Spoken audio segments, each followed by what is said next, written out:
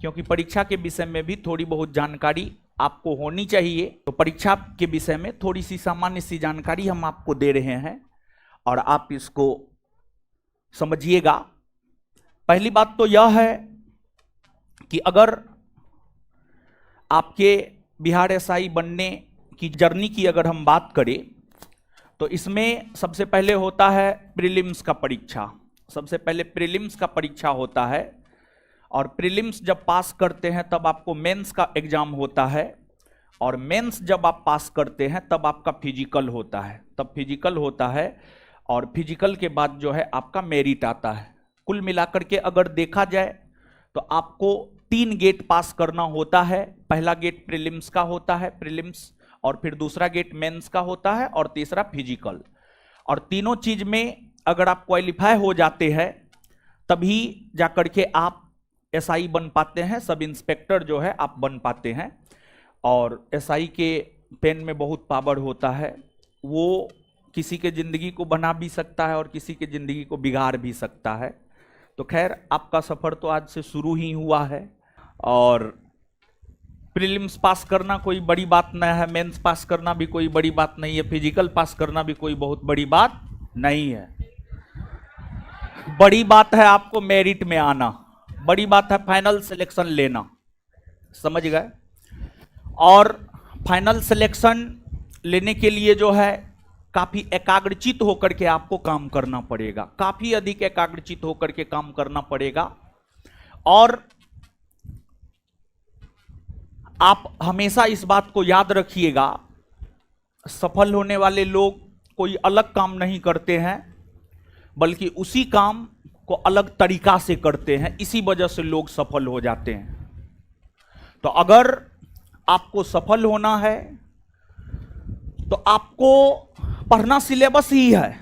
देखिए, जो सफल होता है वो भी सिलेबस ही पढ़ता है और जो असफल होता है ना वो भी सिलेबस ही पढ़ता है, लेकिन थोड़ा अलग करना पड़ेगा। क्योंकि जो नोटिफिकेशन आता है उसे हम सिलेक्शन की प्रक्रिया नहीं मानते हैं बल्कि उसे हम छटनी की प्रक्रिया मानते हैं, छटाई की प्रक्रिया होती है। प्रीलिम्स में कुछ को छांटा जाता है, मेंस में कुछ को छांटा जाता है, फिर फिजिकल में कुछ को छांटा जाता है। तो वो छटनी की प्रक्रिया है एक प्रकार से कहिए तो आप। तो और अगर आप हर चीज में परफेक्ट बैठ जाते हैं तब जाकर के आपका जो है फाइनल सिलेक्शन होता है। तो प्रीलिम्स में, मेंस में और फिजिकल तीनों निकलने पर बहुत हाय तौबा मचाने की जरूरत नहीं है। जब मेरिट में नाम आ जाएगा तब हाय तौबा मचाइएगा, नहीं तो लोग आप ही के विषय में पूछेगा कि प्रीलिम्स में रिजल्ट के बाद बहुत उछल रहा था, मेंस में उछल रहा था, इसके बाद जो है फिजिकल में उछल रहा था। तो यहां पर समझ गए, यहां पर उछलना है, यहां पर जो करना है कीजिए ना। मेरिट बन जाने के बाद जो करना है एकदम नंगा नाच कीजिए आप, कोई दिक्कत ना है, लेकिन उससे पहले नहीं, समझ गए। और गंभीरता से काम करना है और तैयारी के दौरान जो है आप में गंभीरता रहनी चाहिए। और अगर आप में गंभीरता नहीं है तो फिर दिक्कत है और भारी दिक्कत है। तो थोड़ा बहुत परीक्षा के विषय में जानिए। परीक्षा जो आपको होता है इसमें सबसे पहले आप उम्र जानिए, उम्र जानिए। उम्र की अगर हम बात करें तो जनरल कैटेगरी में मेन की अगर आप बात करेंगे यानी पुरुष की अगर आप बात करेंगे तो मिनिमम उम्र 20 वर्ष और मैक्सिमम उम्र 37 वर्ष। और ओमेन यानी महिला की अगर हम लोग बात करें तो इसमें जो है आपको जनरल कैटेगरी में मिनिमम उम्र 20 वर्ष और मैक्सिमम उम्र जो है आपको 40 वर्ष, मैक्सिमम उम्र आपको 40 वर्ष जनरल कैटेगरी में। तो जनरल कैटेगरी पुरुष मिनिमम 20 वर्ष, मैक्सिमम 37 वर्ष। जनरल कैटेगरी की महिला मिनिमम 20 वर्ष, मैक्सिमम 40 वर्ष।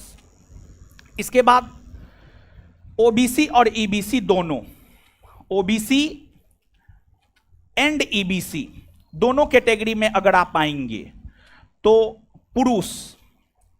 पुरुष मिनिमम उम्र 20 वर्ष और मैक्सिमम 40 वर्ष।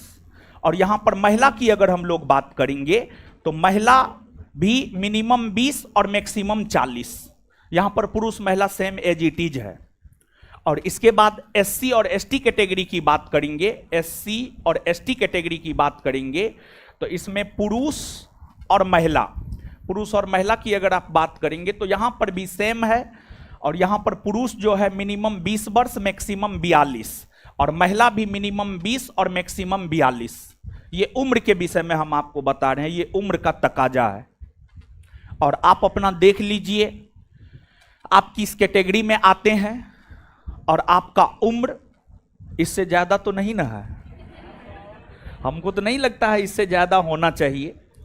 तो कुल मिलाकर के अगर देखा जाए तो आप सब लोग इस परीक्षा का फॉर्म भरने के लिए एप्लीकेबल हैं और परीक्षा देने के लिए भी जो है आप लोग एप्लीकेबल हैं। तो ये उम्र का तकाजा हो गया। उम्र के बाद इसके बाद एजुकेशन क्वालिफिकेशन। एजुकेशन क्वालिफिकेशन की अगर हम बात करें तो आप ग्रेजुएट होना चाहिए।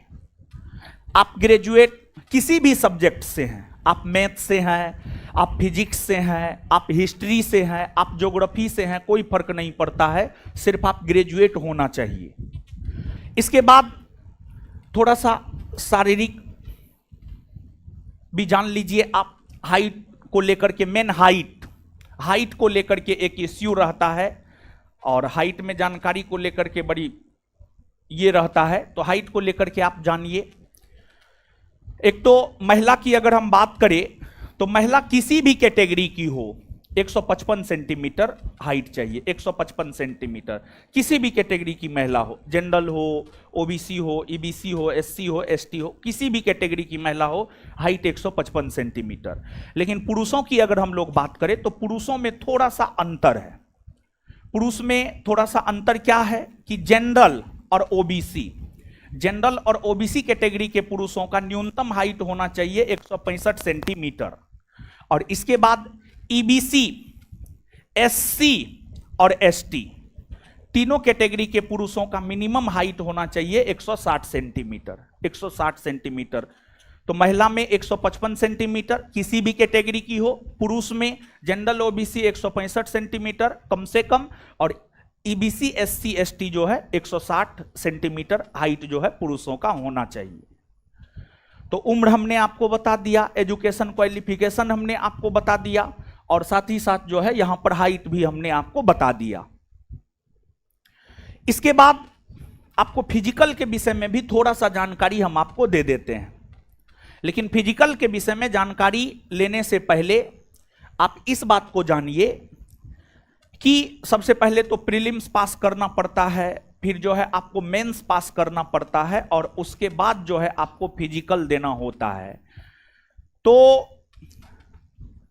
यहां पर फिजिकल के विषय में पहले बताते हैं, फिर प्रीलिम्स और मेंस के विषय में बताएंगे, या फिर थोड़ा सा प्रीलिम्स मेंस को जानिए। देखिए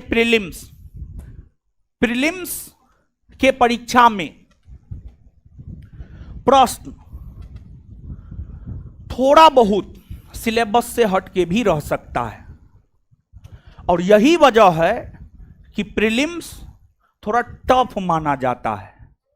और बात अगर हम लोग मेंस की करें तो मेंस में अकॉर्डिंग टू सिलेबस, मेंस की अगर हम बात करें तो मेंस में जो है प्रश्न अकॉर्डिंग टू सिलेबस रहेगा। मेंस में इधर उधर से प्रश्न नहीं रहता है, लेकिन प्रीलिम्स में इधर उधर से थोड़ा बहुत प्रश्न रहता है। तो ठीक है। और कुल मिलाकर के देखिए, अगर आपको परीक्षा पास करना है, सिलेबस पर अच्छी पकड़ आपको बनानी होंगी। और प्रीलिम्स और मेंस का सिलेबस लगभग सेम है, थोड़ा बहुत अंतर है। और जो थोड़ा बहुत अंतर है, थोड़ा बहुत अंतर जो है आपको क्या है वो अंतर हम आपको बता दे रहे हैं। प्रीलिम्स में जहां करेंट 15 के आसपास पूछता है और मैथ रीजनिंग जो है 5-6 के आसपास पूछता है, वही मेंस में क्या करता है, मेंस में मैथ रीजनिंग को 20 के आसपास कर देता है और करंट को 5-6 के आसपास कर देता है। पहले तो करंट पूछता भी नहीं था, लेकिन अब नया ट्रेंड आया है और नया ट्रेंड में मेंस में भी जो है करंट पूछना शुरू कर दिया है, करंट पूछना जो है आपको शुरू कर दिया है। तो आप इस बात को अपने दिमाग में जाने दीजिएगा अच्छे से, नहीं तो आप ये मत सोचिएगा कि प्रीलिम्स का अलग सिलेबस है और